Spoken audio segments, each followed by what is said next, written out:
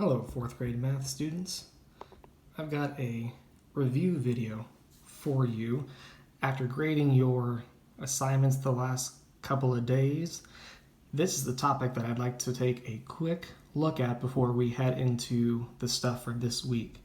So let's take a look at this problem. 5 minus 3.5.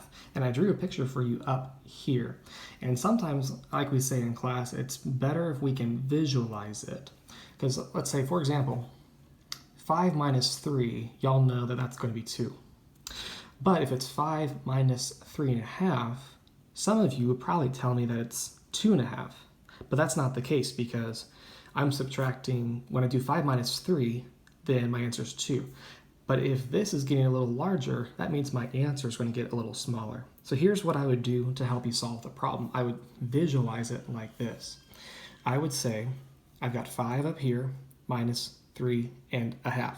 What I want to do is I want to rewrite my first number so that I also have a fraction. So I'm going to do is I'm going to change this into a half.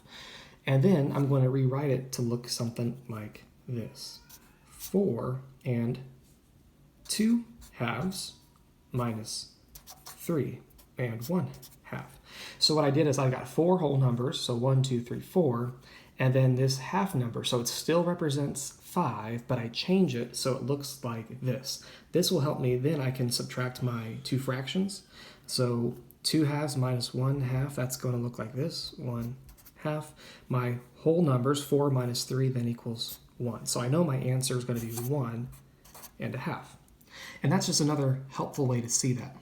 Let's look at another one, all right? Let's say the problem is 4 minus 1 and 1/8. And once again, I drew that picture for you up here.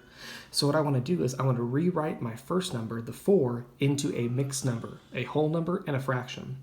And the fraction that I want is going to have the same denominator as the mixed number that's here. So when I divide this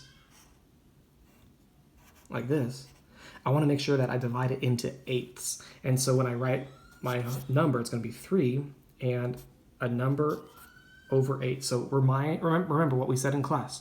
What number over 8 equals the number 1? Any number over itself equals the number 1. That allows me to rewrite this in a nicer way. So I can do 8 minus 1 is 7. Denominator stays the same. And what's 3 minus 1? That's going to be a 2.